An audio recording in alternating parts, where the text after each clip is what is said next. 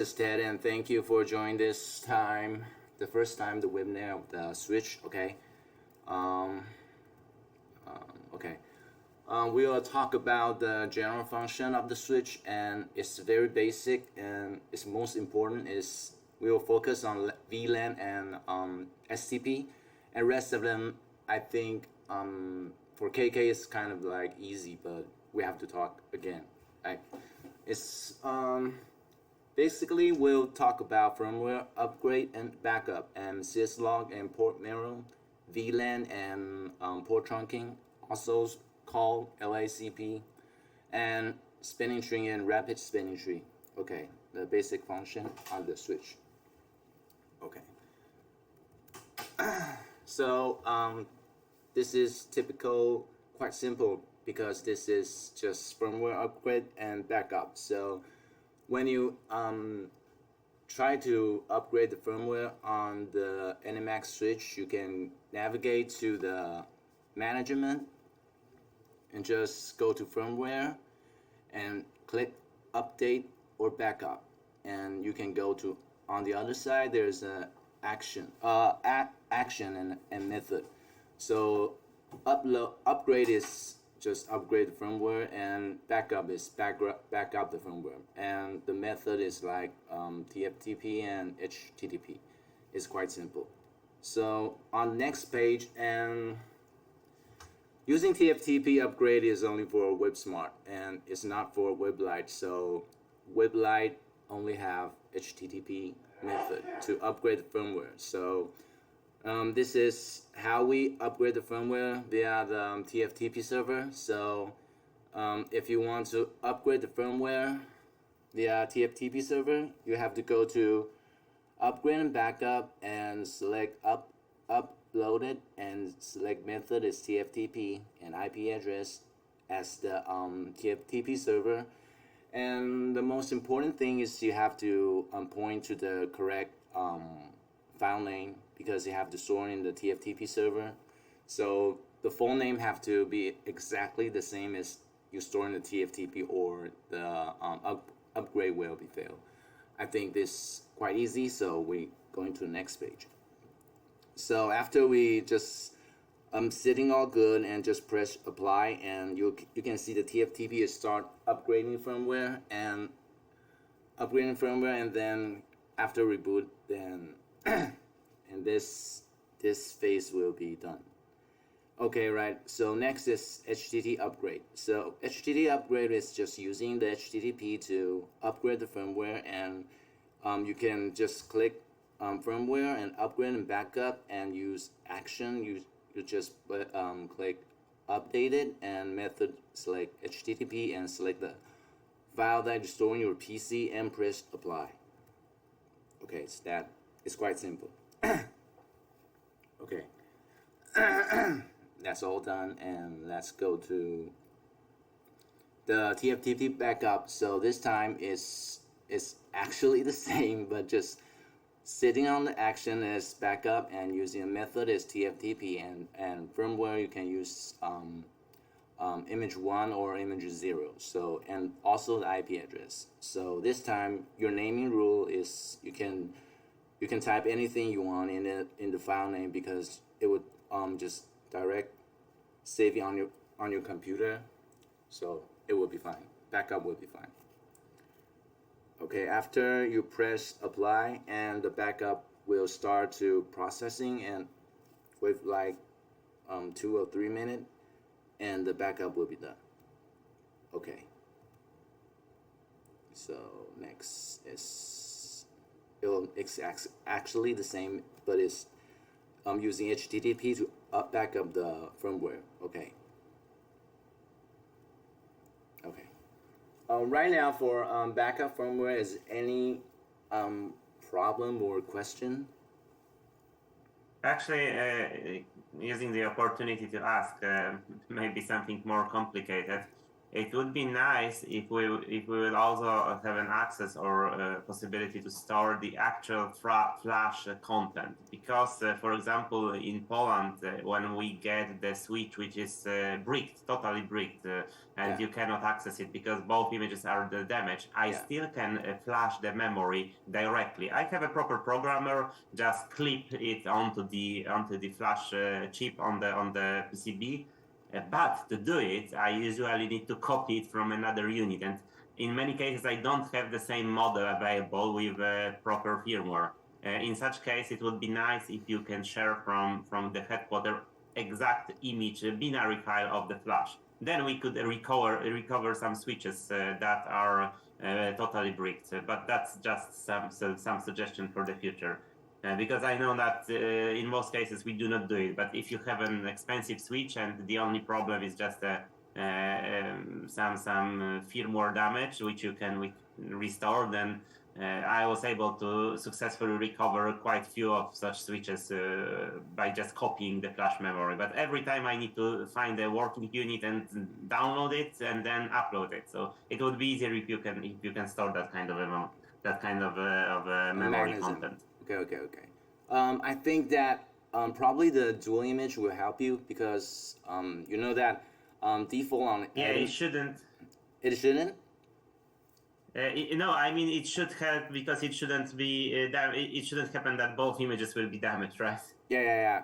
It's quite possible, right?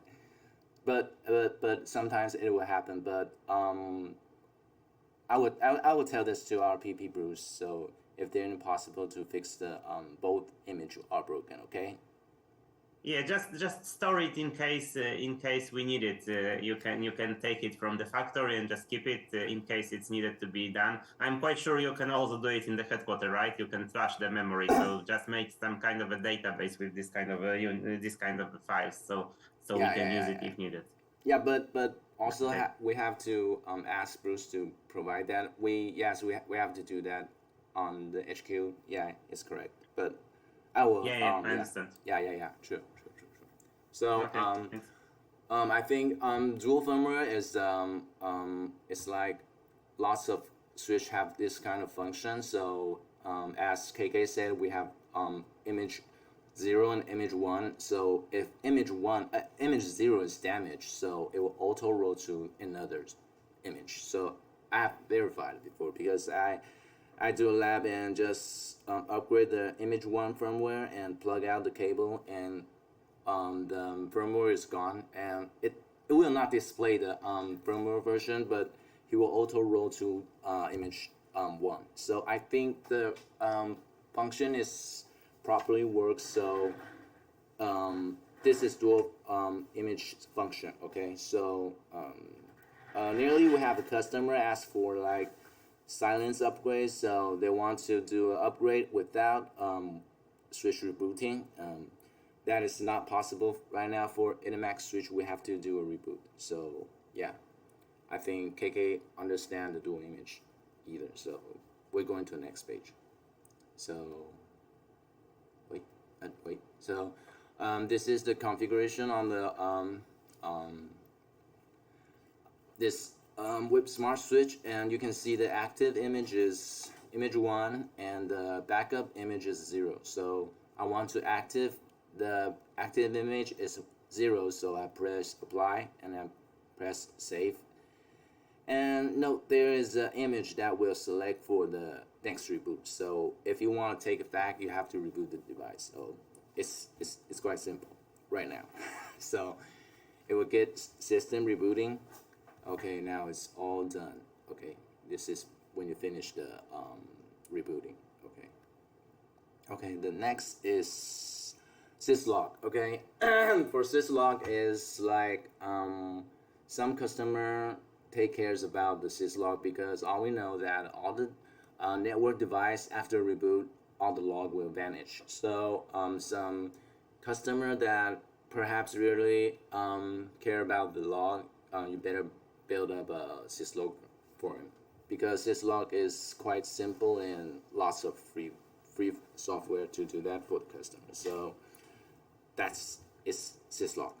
And then the configure is also easy. Just go into the diagnostic and logging and just go to remote server, add a remote server, and insert the IP address and um, set up the log level and just press apply, and the log will dump to the SysLog server. So okay, the next topic is port mirror. So right now, is anything going to ask or curious about some question right now?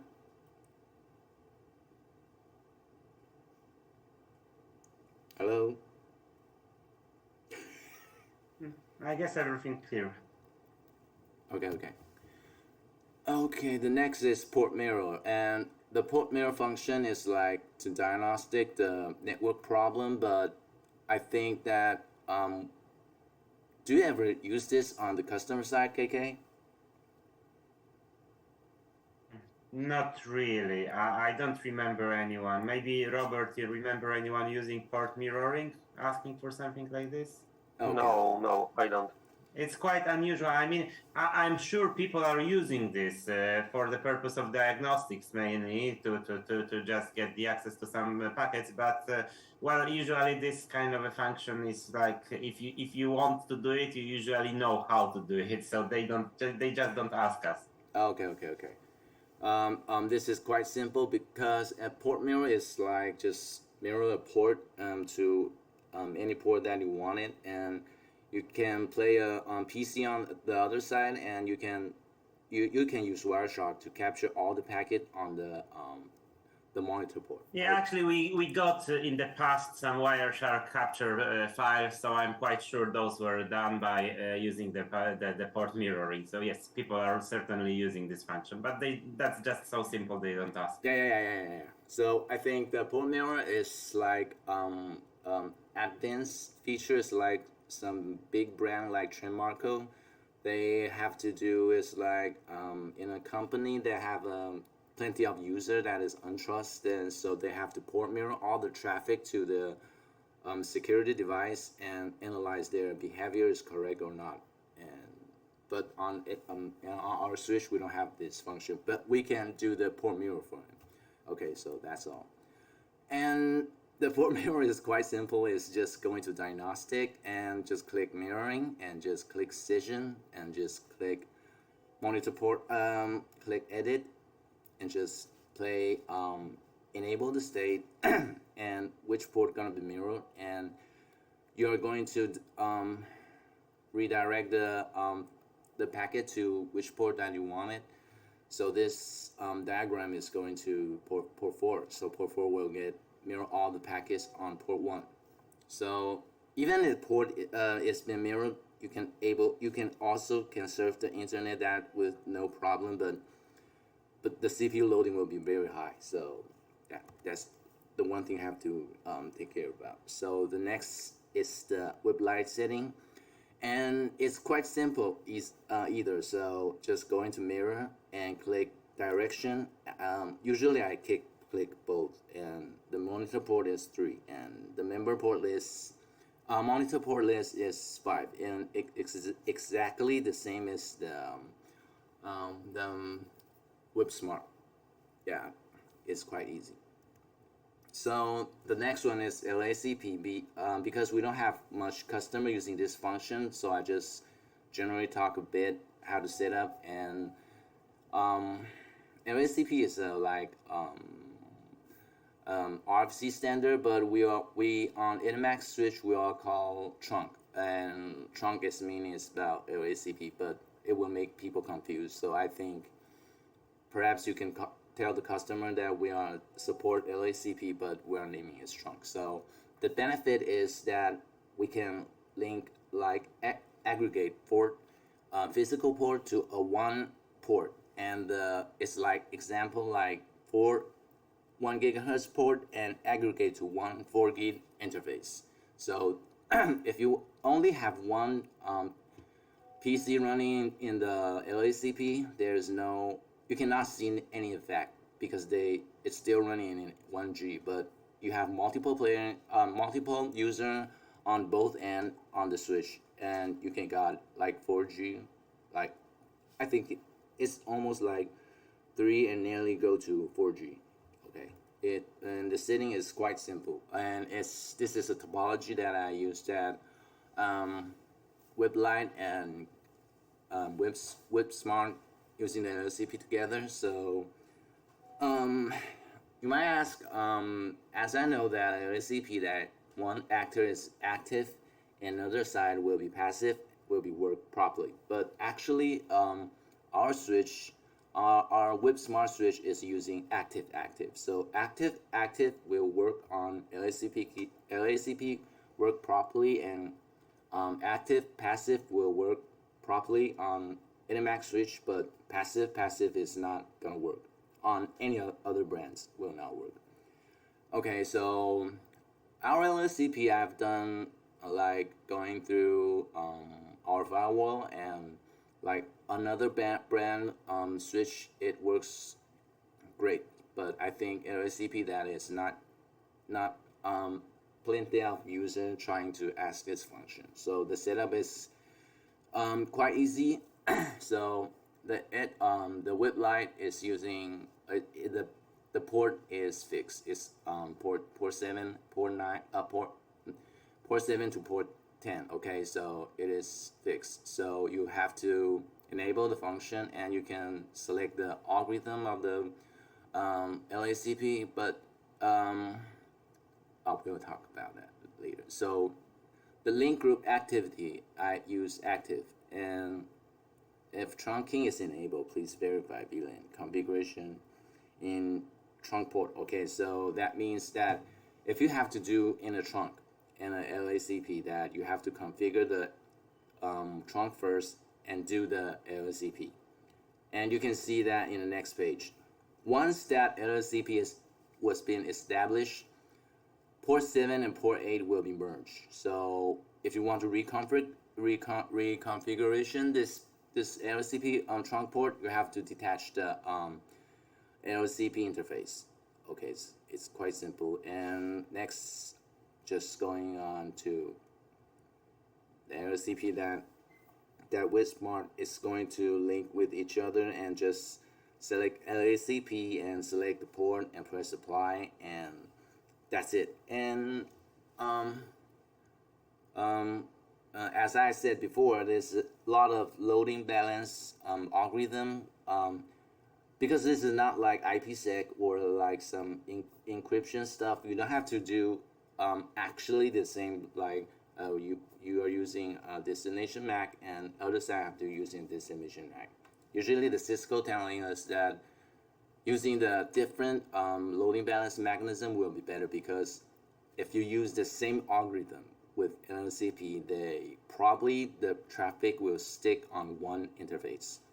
That is not good. So that's all. So I think there's no more customer is asking this feature. So right now, is there any problem or question you want to ask? No, fine. Okay. So next is the very important stuff is going to VLAN. Okay, so VLAN is quite basic, but you have to configure it on any customer, right? So it's very basic for switching and networking. So the VLAN full name is Virtual Local Area Network. It's standard of RFC, and VLAN is typically you can set up separate device or by department, and let the as you want, because once you separate the device or the department, they will be individual, and you cannot reach that easily to the other VLAN, because you have to using a router, something like that. So because it's the RFC, so we can EDIMAX switch can also work with Cisco Aruba. It's a very simple setup. So I think right now is quite easy. So here is the benefit of the switch, the VLAN.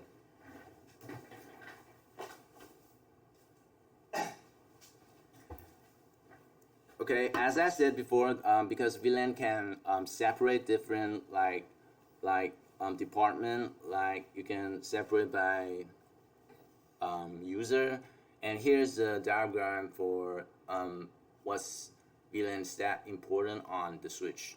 Okay, so you can see that the VLAN 10 is operation is in blue color. Okay, it's VLAN 10, and the finance is VLAN 20, and it's green. So you can see the flow chart. It's from you can see that packet will only runs in finance. So anybody in like operations VLAN 10 will not sniffer any packets from VLAN 20. And this basic diagram is quite simple to let you to understand how do you design to set up a VLAN. Just that simple. Just create a VLAN 20 and put into whatever the interface that you want it. Just create it and put into it. Okay, that's easy. So the next one is the most common network topology what you will see on the customer side or even on your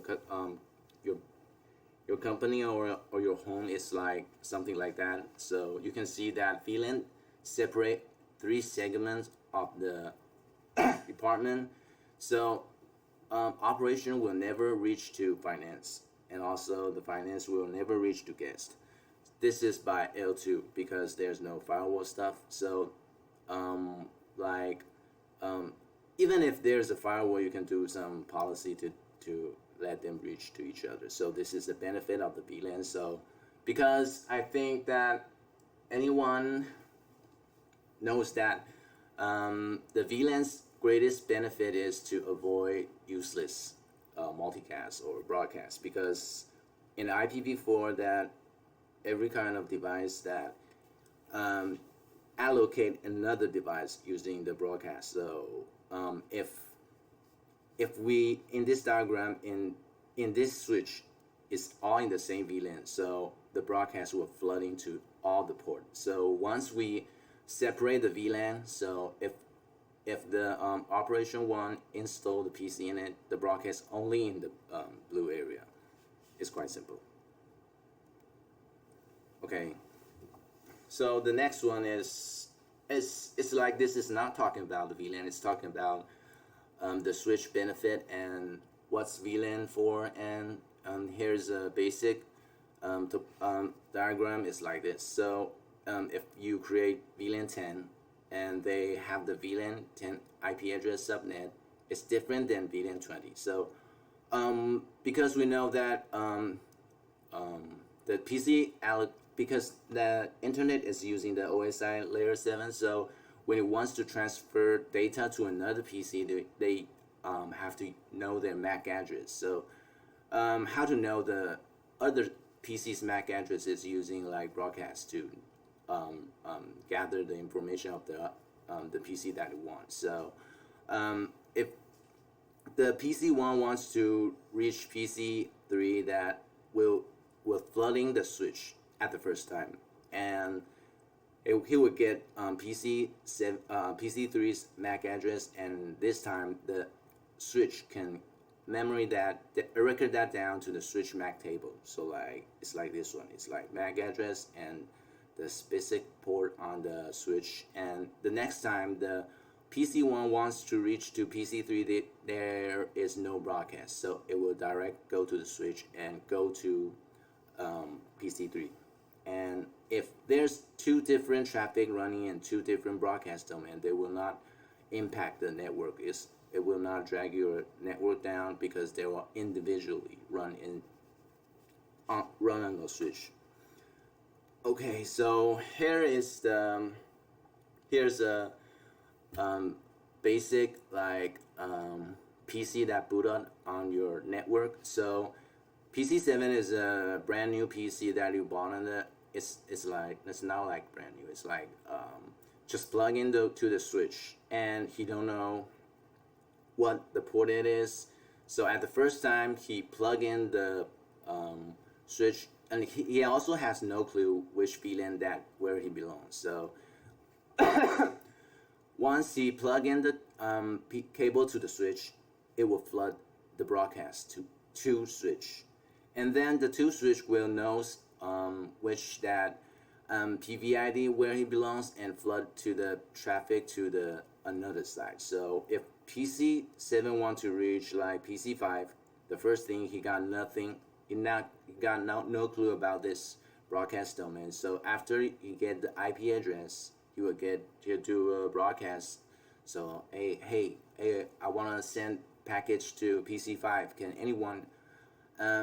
anyone knows me that where the PC5 is? So this time PC5 will respond, hey, or the switch, or probably the router will respond to the PC7 that okay, the PC5 is under PC2 and the MAC address is BBBBB. It's like something like some mechanism like that. So this time the PC7 will try to transmit the data to switch 2 and go to PC5. And this is a great benefit because two switch, even switch 1, there's no PC that PC7 want to reach, but he can know the MAC address for the PC7. So next time if you just avoid the broadcast plenty of time. This is most important thing is that the difference between switch and hub. So hub will broadcast every time the ARP table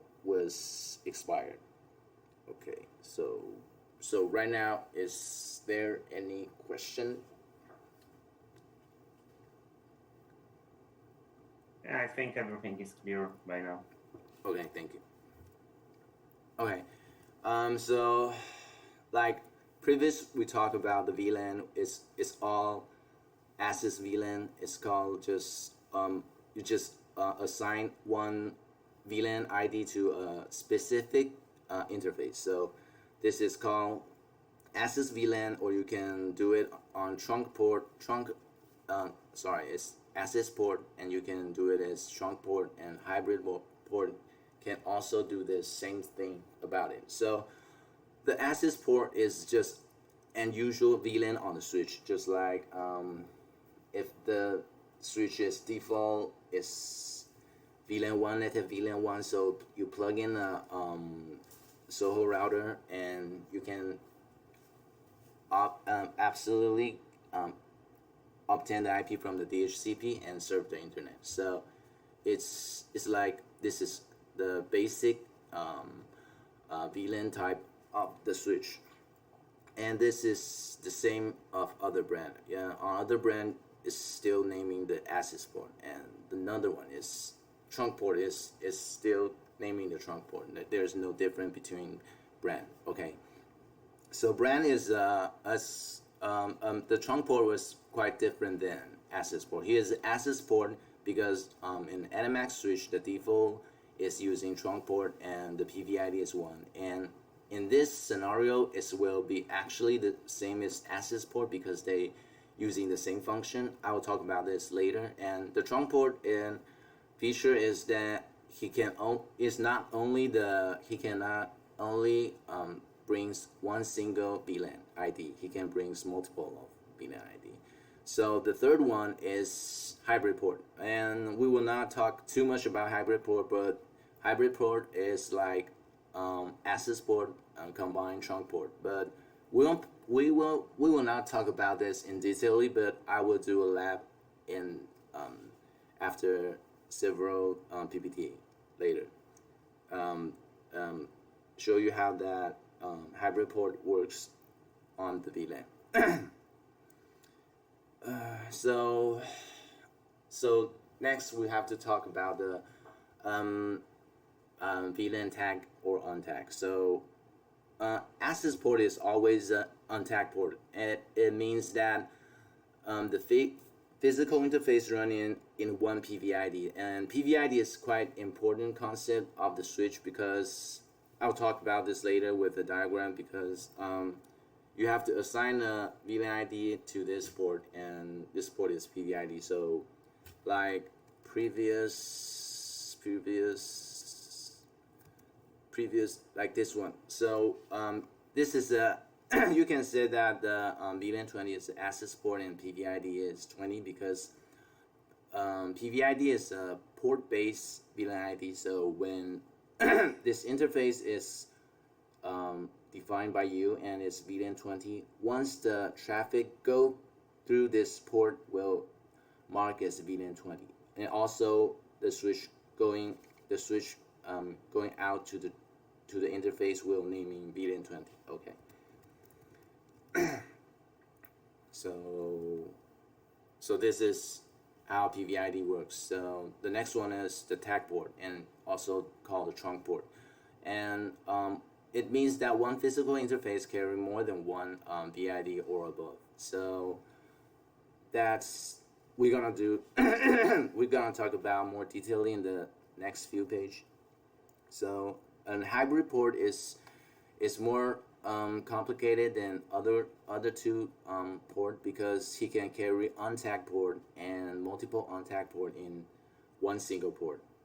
Yeah. Okay. So like I said before, that create VLAN. You have to design your switch. The first thing you have to create a VLAN. So you can go to the Web Smart Switch and create VLAN, and just select one of the VLAN that you wanted to apply, and just drag him to the right side. And once you press apply, and he will go to the VLAN table like this diagram as here. You can name anything that you want. So you can assign that. Next step, you have to assign that to a specific interface like this one. So I want to use untagged port PVID. I want to assign VLAN 30 to port 80. So I just click untag and the PVID and press apply. And no. I drag it to the right side and press apply. So the U means untag. The P means the port-based VLAN ID. The T means tagged it. But we will not talk about tag it right now. We'll talk about later. So this is the typical VLAN that you have. It's like a typical way that you try to use to configure your switch. It's that simple. Just play it. Just create a VLAN and put in a specific interface and assign it and naming the PVID and press apply, and that's all. So in this case, that I assigned that port 80 is a hybrid port and it's VLAN ID 30, right? So if I install a Soho router on port 70, and the DHCP will give me IP to serve the internet. So you can see that each port must be assigned a PVID. So it's very basically, and it's quite easy to understand. And right now, is there any question?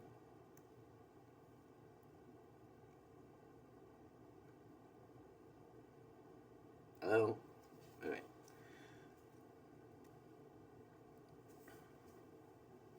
I think that there are no questions right now. Okay, thank you. So when you're doing WebSmart, and you probably see this kind of error message that you are not recognize what this mean. It means that you don't assign any PVID in it. So we'll shows a gray word like 4095P that tells you you have to assign the PVID or the setting will not be complete. So that's all. So the next page we'll talk about trunking. We'll talk about trunk and tag.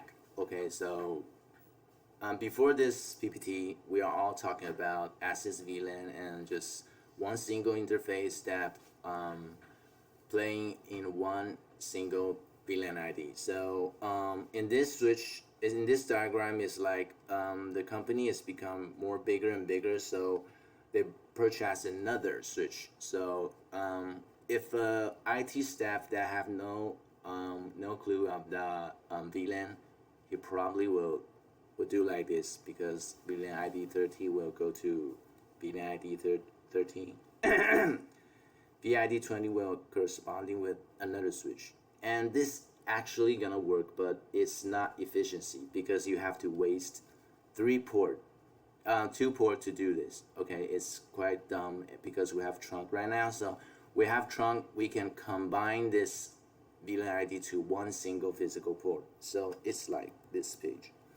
So after you deploy the trunk port, and one single physical port can carry multiple of VLAN ID in it, and the concept will be like this. Okay, so this is once the PC no, it's not a PC. It's VLAN 10 and VLAN 20 is across, have to reach to another side, VLAN 10 and VLAN 20. They have to trunk the port, and when the packet go through the trunk port, they will all untag. So if we goes into the trunk port, it will tag in. It's like tag. We have to do tag VLAN 10 and tag VLAN 20 and go to another side, and the switch 2 have to do the same thing either, because if you don't do the same thing, the packet will drop over here. So if you want to tag VLAN 10 and VLAN 20 over here on switch 2, you have to do the same thing in switch 2 either on the G5 port. Okay, so I will do just like a lab. Is there any problem right now? Because trunk is, I think, is quite simple, right? Yeah, I think it's clear. Okay.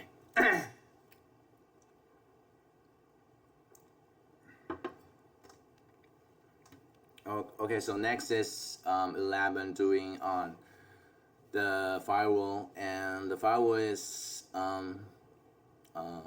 it's like it's one physical port is carries VLAN 10, 30, and 40, and is each VLAN have each DHCP server. So VLAN so it means that VLAN 1, VLAN 10, VLAN 30, and VLAN 40 have all the DHCP servers. So if I trunk to the Web Smart Switch and I assign the correct PVID, the VLAN can the VLAN under the Web Smart Switch will obtain the correct DHCP server IP address and serve the internet. So at the firewall, I done the the trunking, and how do we set up the Web Smart trunking? It's quite easy. So it's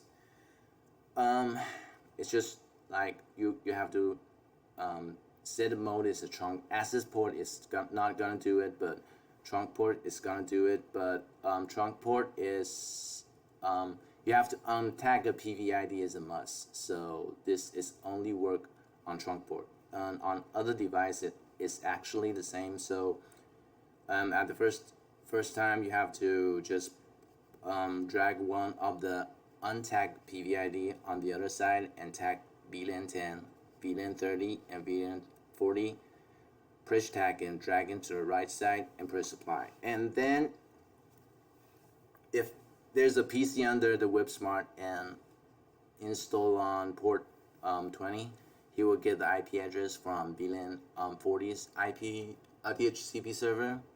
Okay, this is on WebSmart. So the next one is I do a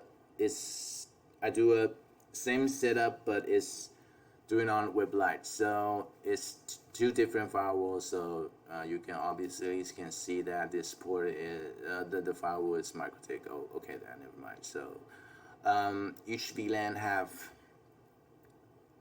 its own DHCP server, and plug into port 8, and all I want to do is to let port 4 and 5 to obtain IP address from this IP subnet.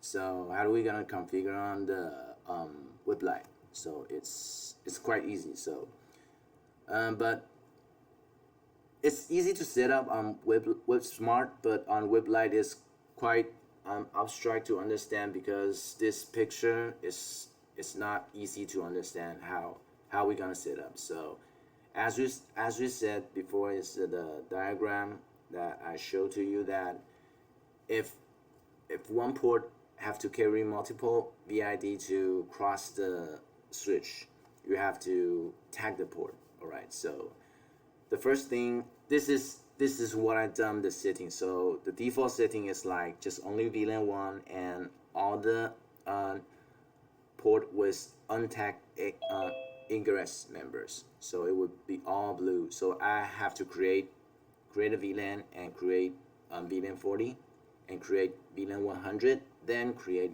VLAN 110, then create VLAN 200. Then I have to do a trunk. So the VLAN ID must be tagged. So just press the button and let the panel shows that the port has been tagged, and tag VLAN 40, tag VLAN 100 and 110 and 200. And all we want to do is to let port 4 and 5 to obtain the IP address from the DHCP server is from VLAN ID 40. So we have to do is like untag the port, because previous diagram shows once the packet go through another side switch, it will be untagged. So this time we just press untag, and we have to assign the PVID on the web light switch. So we have to assign port 4 and port 5 as PVID 40, and if there are two PC is installed on port 4 and port 5, they are able to serve the internet. And here's the result. And this is my VLAN 40's gateway, and it's from it's this IP subnet. Okay, right now it's kind of easy, right? It's KK. You know this very it's kind of basic, right? Yeah, but it's still good to refresh the memory. Okay.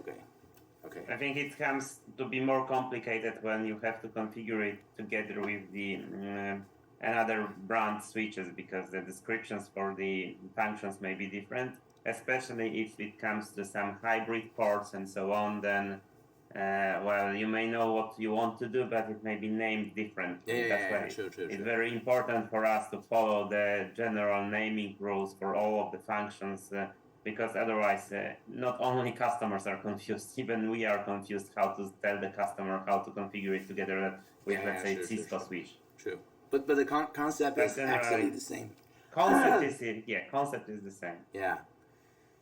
So next one, I will talk about the hybrid switch, and I don't know you do this on the customer side, because it's a kind of complicated, because if you deploy in a very huge scale internet, it will take a lot of time to read the configuration. And here is my lab, and the scenario is this is a DHCP server over here. It's a Soho router, so it only has one routing table. So this DHCP server have no clue with the PVID, right? So it's definitely native VLAN 1. So there's two web smart switch under the Soho router. So I want to accomplish that VLAN 53 and VLAN 45 can connect to each other and also serve the internet. But if you're using access port and trunk port, that you're not gonna do this. You're not able to serve the internet. Only one VLAN to do that. So here's my topology over here, and here's my switch IP address. Is 192.169.2.1, and the PC is this PC will be verified my test. So this PC is like 100, and it's just like 103. Okay, so we have to do the setup, right? So under this switch is VLAN 45. At this part of this switch is VLAN 53. Okay. So how we gonna do that? So we're gonna do it in this diagram over here first. So as you can see, the port is trunk. It's easy to understand. It's trunk. It's the same concept as we talk about, but the most different is that this port is 21 is is install another PC, right? So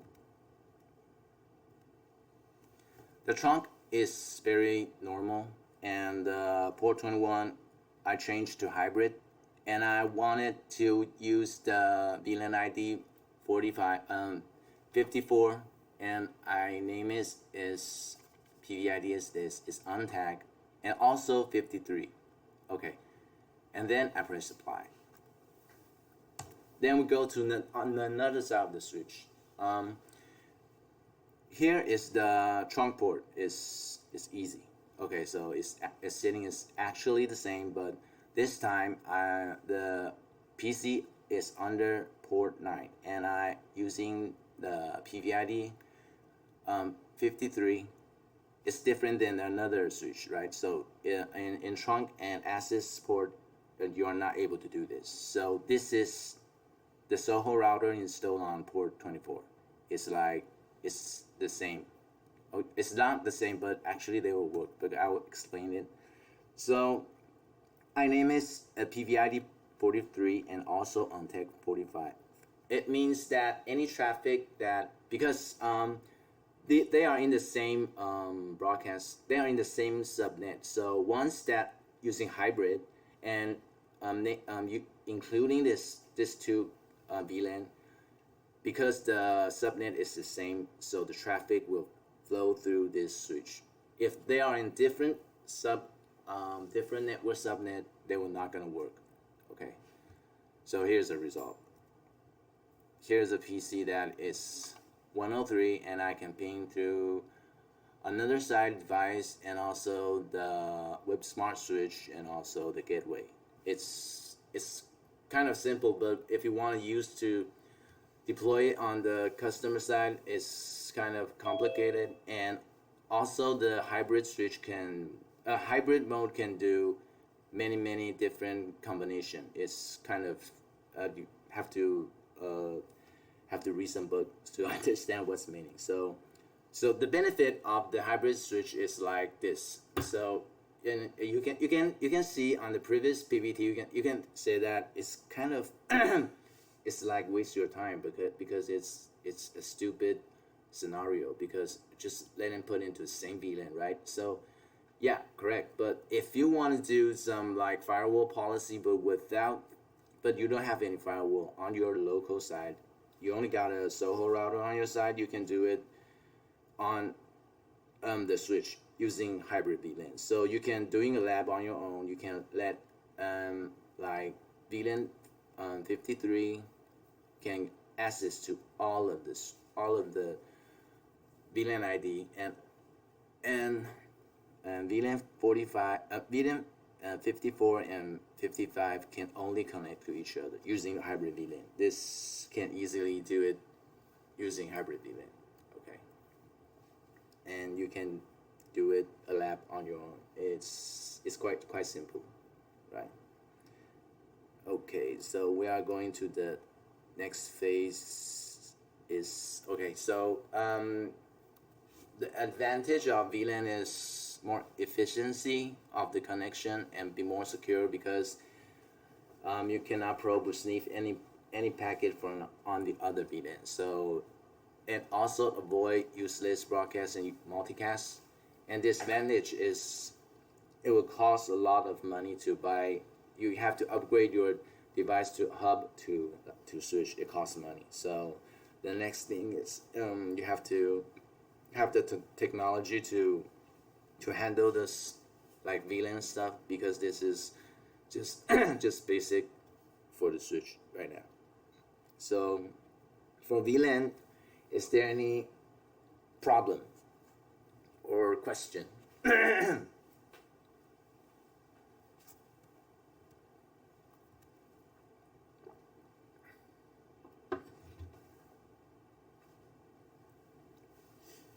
Do you guys ever do hybrid VLAN on the customer side? No. No, I guess not. Or maybe once or Okay. sometimes they asked for the details, but usually the customer needs to configure such things locally, because it's almost impossible to configure VLANs via remote connection. Or maybe for some very simple configuration, if you are very, very careful not to lose the connection. But in most cases, it's almost impossible. I guess we only configured in most cases some simple environments where you have VLANs related to our SMB access points, and then you configure VLAN per SSID. And then, if you do it carefully, you may be able to do it remotely without permanently losing the access to the access point or to the controller. If you do it in a proper order, if you mess anything up, then you lose the connection, and that's it. You need to ask the customer to reset the devices. So we rarely make that kind of a configuration remotely. I guess Marco the same, right? Yeah. It's like QBus, right? If you lost a remote access, you have to wait for a long time to the second times. Yeah, it takes time. Oh, exactly. It's the same for me. We only gave instructions to the customer how to set up a VLAN proper, and that's it. And normally it's working then. Okay. I think that VLAN is a basic function, and I think all of the customer know how to set up, because they probably, if they don't have ability to set up the VLAN, they'll lose their job. I'm just joking, okay.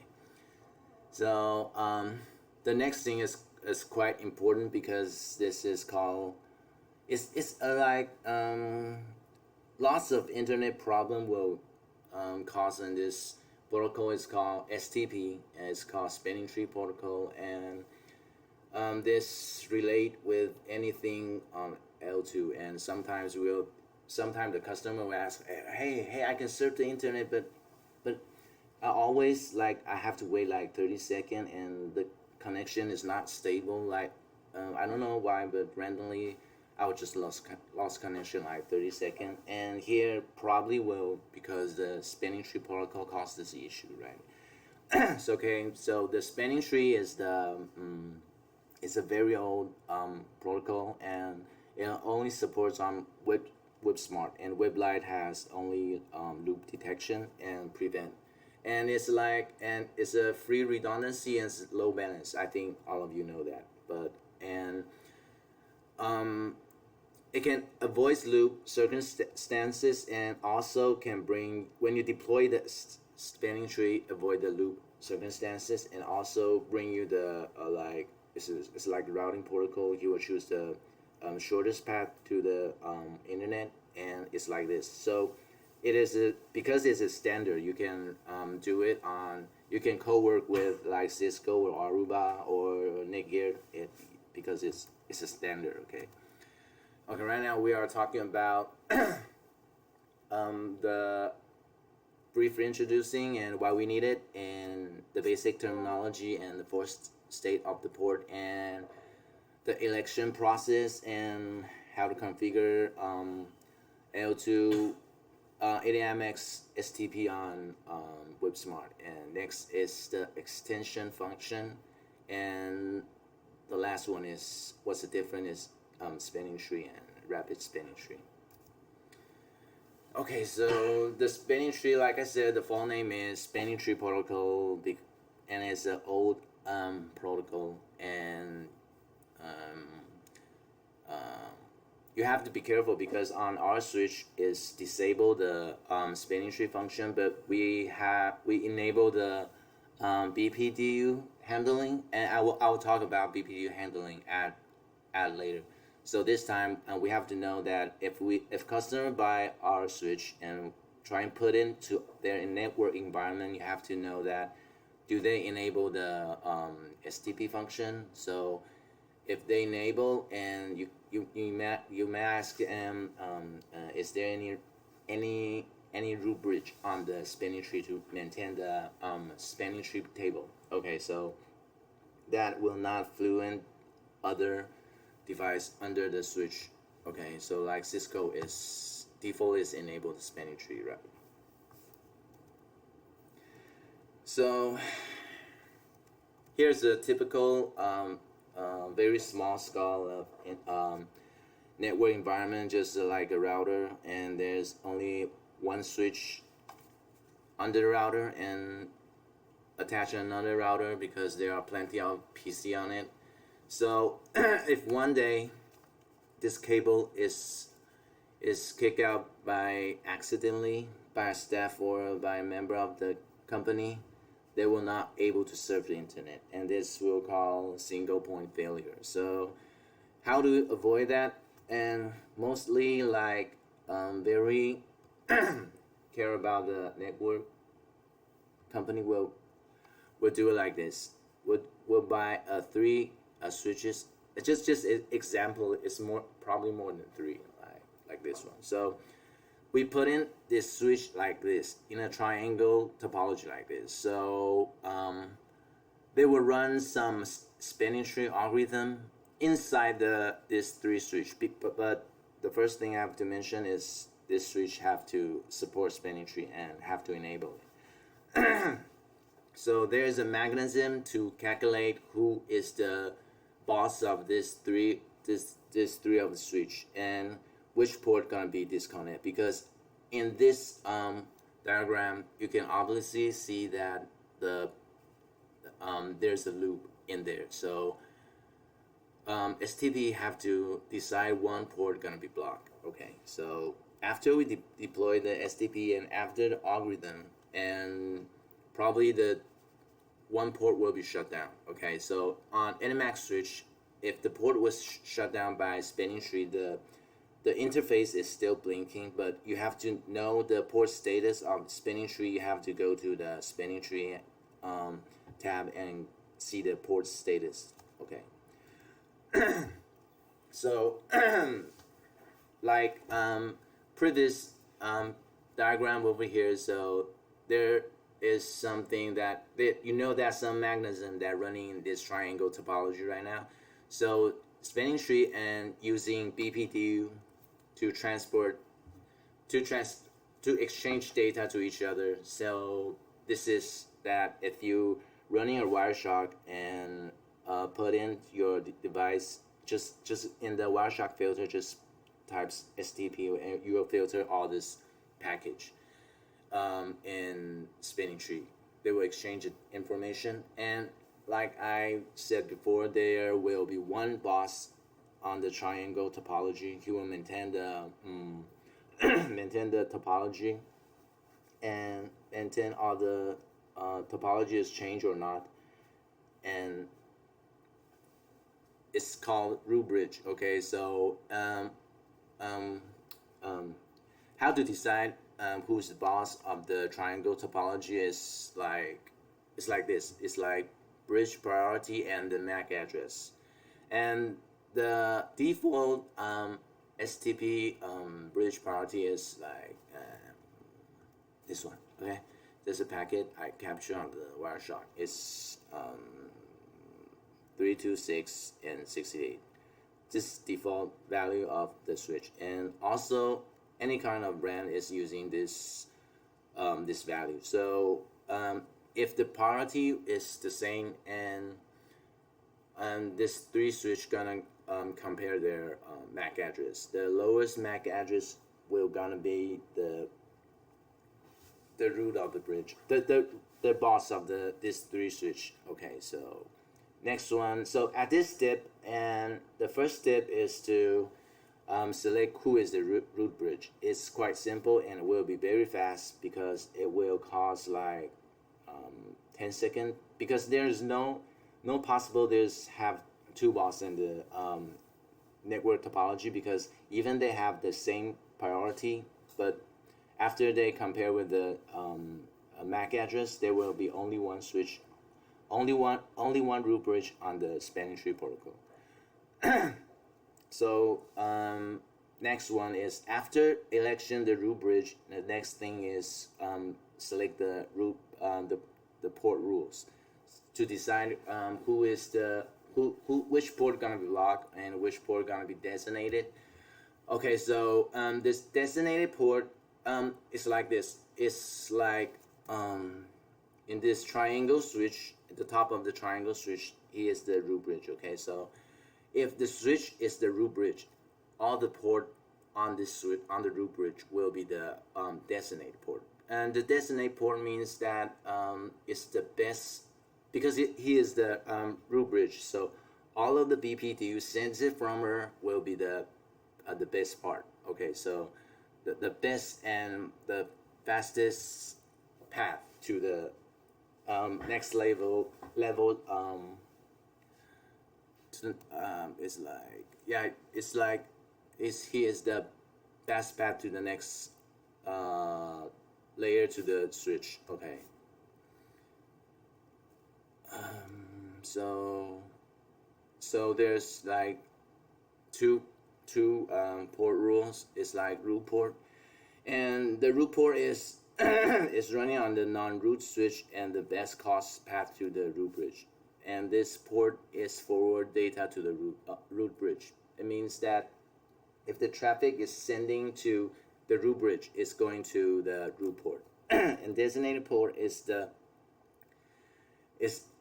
traffic away from the root bridge. So definitely the root bridge, the port on the root bridge is all designated, because he will all sends the BPDU to all behind his switch. Okay, because the shortest path. But only one condition will break this rule. I will explain it at the spanning tree handling. Okay, so I have to tell more detail about the process of the election of spanning tree. So the first thing I have to be mentioned that we have to decide which one is the root bridge. Okay, so they exchange the BPDU at this time, because it will install like a closed network, so it will cause a loop, right? So when the first initiate the spanning tree on your side, all the port will be blocking, because avoid the loop. So when going to blocking to make the port status getting stable, and he will go to the next page, because they have to select one root bridge. Then they have to change the BPDU package and compare with the priority of the switch. And then if the priority is the same, he will compare with the MAC address. After that, the root bridge will be selected and will be announced on the network. And the next step is to select which port is gonna be designated port, and which port gonna be blocked, or which port gonna be the root port. Okay. You can read the word. It's like a switch port receive superior BPDU from another switch, and I define that switch as a root bridge. And after that, the port with the lowest root path to the root port to the root bridge is the root port. Okay, so if the path cost is the same, it's like it's in this triangle network topology is running in like 1 gig. Each cable is running in 1 gig. They will go into the next phase. They will compare with their bridge ID. It's the same as that elect of the root bridge, and even the bridge ID is the same, that he will compare with the port. Usually that BID is the same as attached on the same switch. Okay, right now is there any problem, because it's kind of the process is very annoying.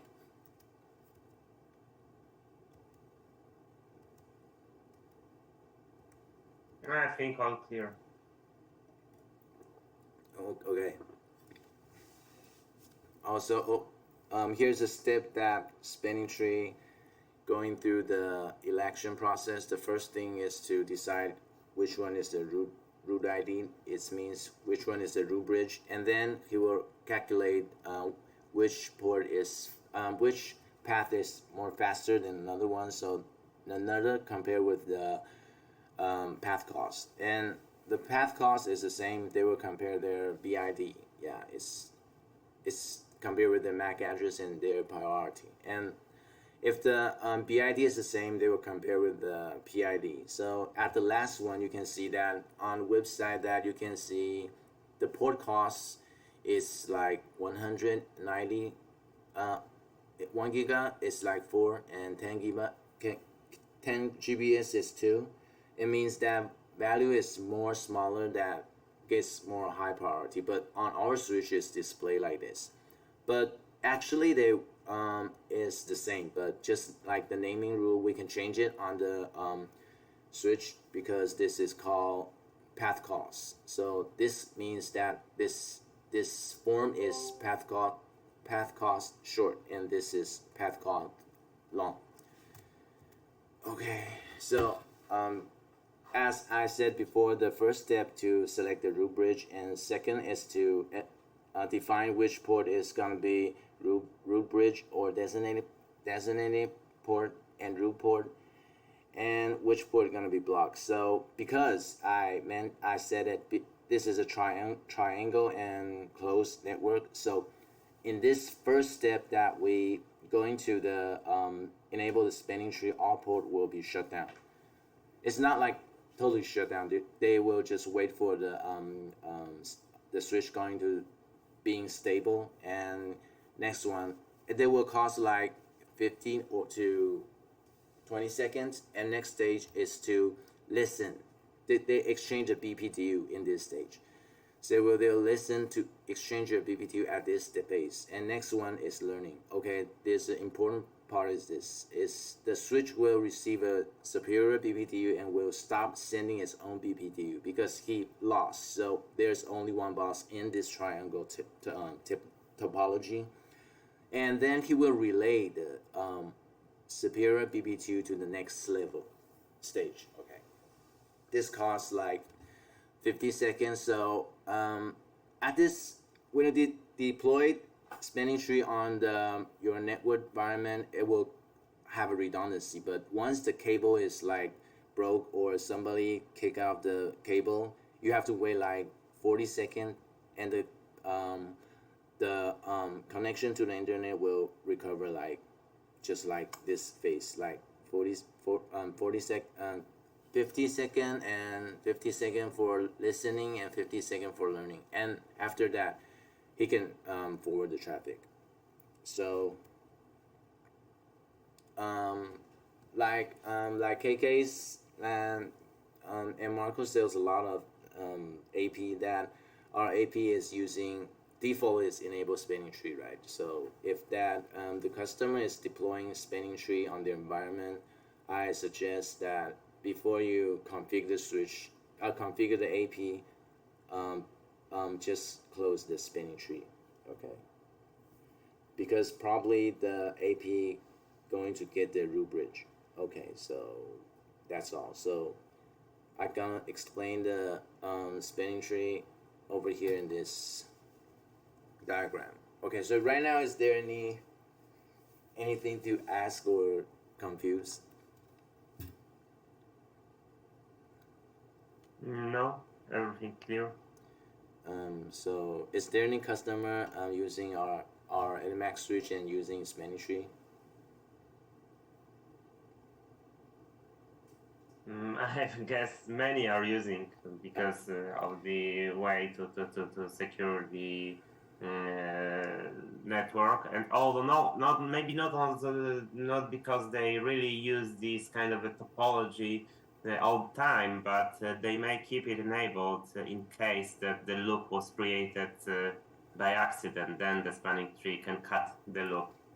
So I guess it's better to keep it enabled, even if you do not create this kind of a topology. You do not create this rings. Yeah. You still keep it available because if someone creates the loop by accident or do it on purpose to block the network, then this switch will basically cut the loop. Yeah. Sure. Yeah, that's great. Okay, so I'm gonna explain in this diagram more precisely. Okay, so and at this switch, this is 3 switch is a triangle network topology again. So the first thing I said, they have this 3 switch have to select one bus. So you can compare the priority is all the same. So next step, they will compare to the MAC address. Okay, obviously it's switch 1 win. So he will be the root bridge, and all of the port is the best way sending out the BPTU. So all the port will be designated port. Okay, so if the port is designated port on the other side, it's definitely is like it's root port. But it's this explain is kind of rough, but actually will be like this. So he will be the root bridge, and this time he will compare the root path, the path cost. Okay, the path cost is all 20,000, and it's because they all each 1 GBS in this cable, and so they compare their path cost. Okay, it's actually the same. So then he compare with the MAC address. No, the BID. So always the root bridge wins. So you are the root bridge, and then this side of the switch is actually the same, and because we have the same path cost, so port 1 is the root port, also port 2. But this time there is a loop over here. So the spanning tree have to decide to block 1 port. And then, as I said before, there's the same path cost, and with the same BID, they will compare with the port. So the lowest port will get high priority. So this is why port 2 will be blocked. So there's no loop in this area.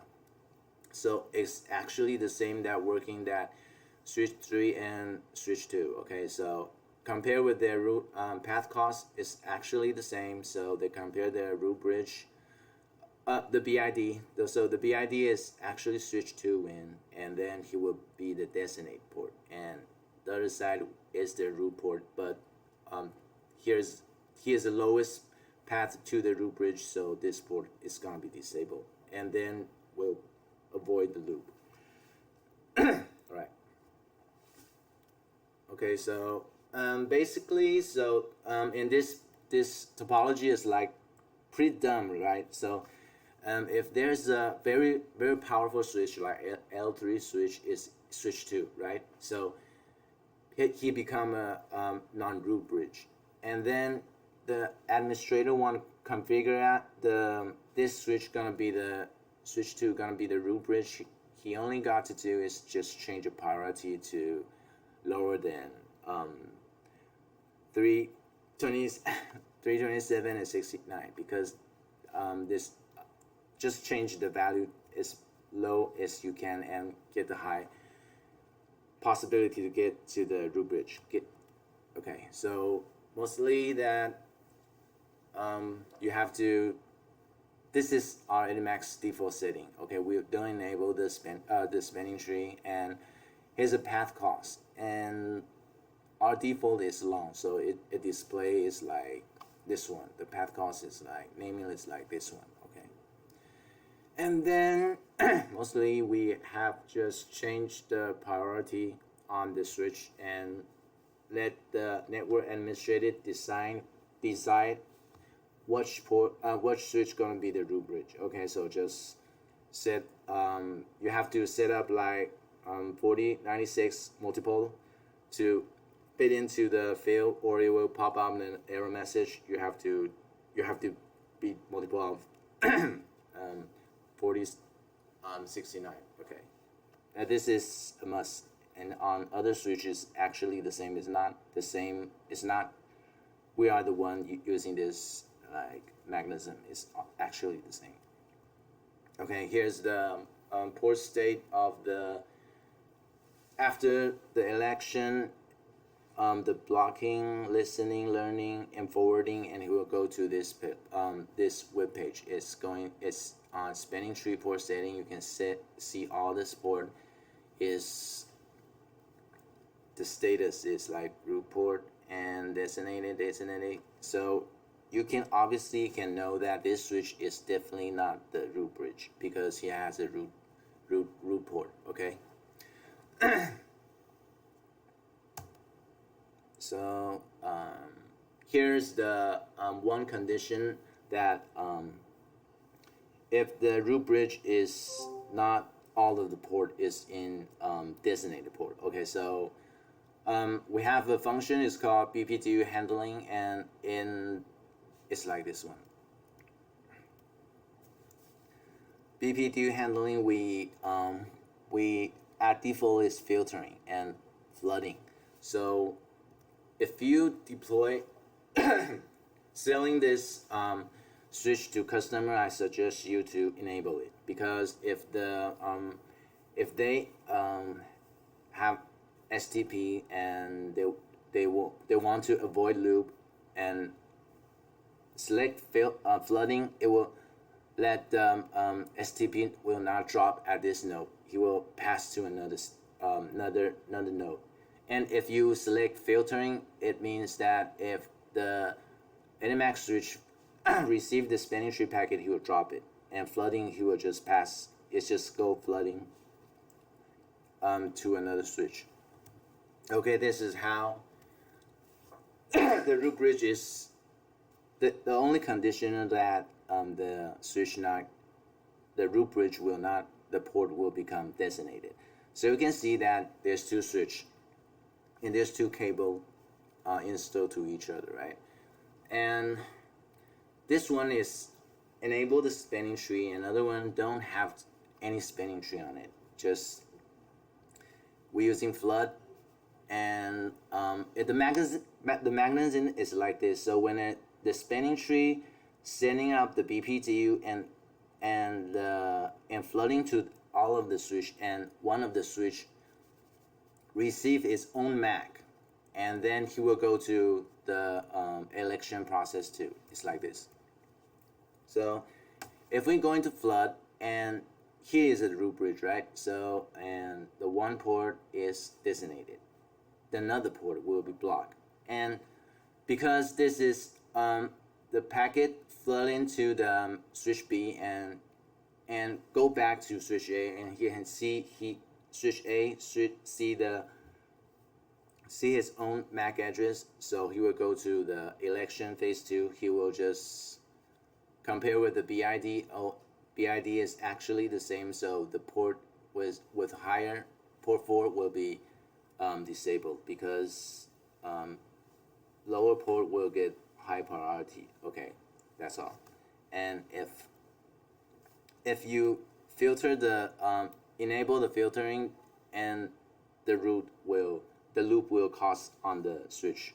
So if you trying to selling some switch to the customer, you have to get attention they have enabled the STP or not, and or you can just suggestion is a good function. Okay, the final is the STP extend function.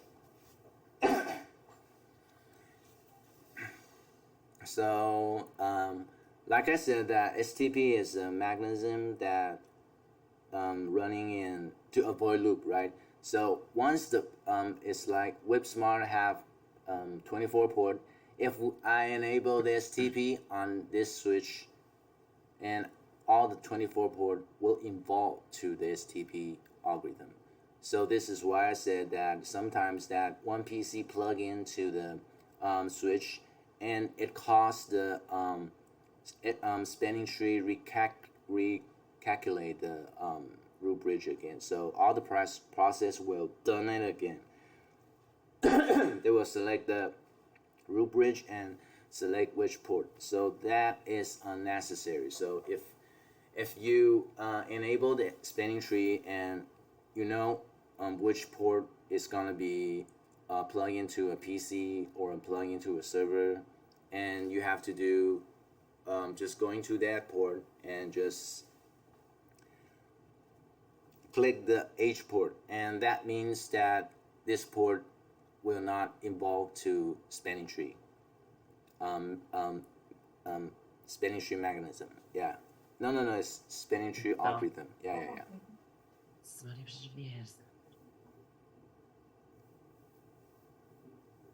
I don't. Yeah, everything's clear. Okay, I will talk about more about this. So this port, that this function means that this port will not involve to STP algorithm.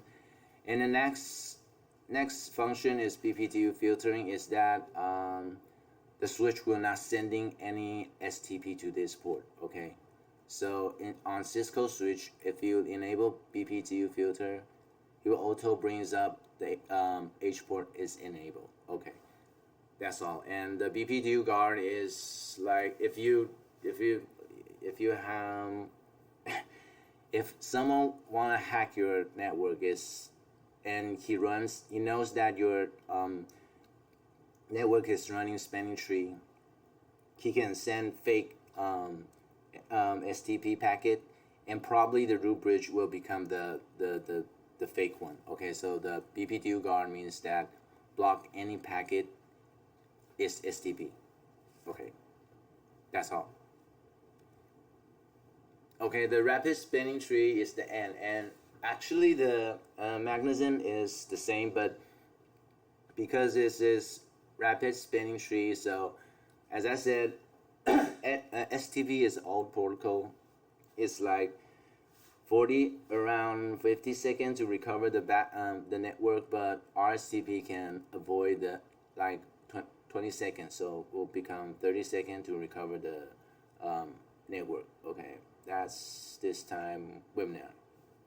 Okay, is there any question? No, I think it's okay for me. Okay.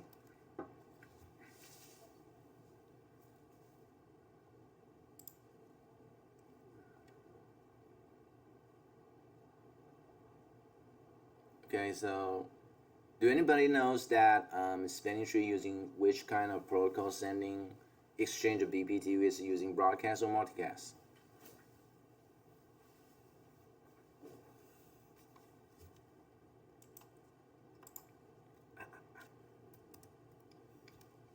Okay.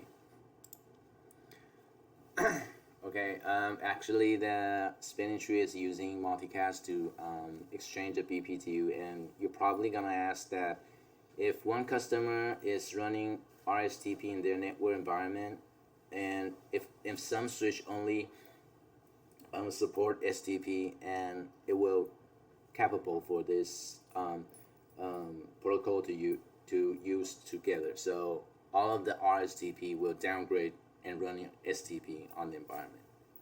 Okay.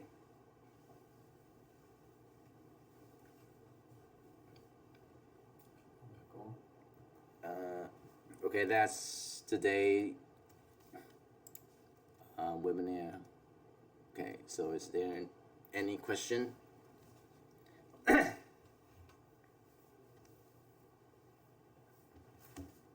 Not from my side. I guess everything was very clear. Thank you.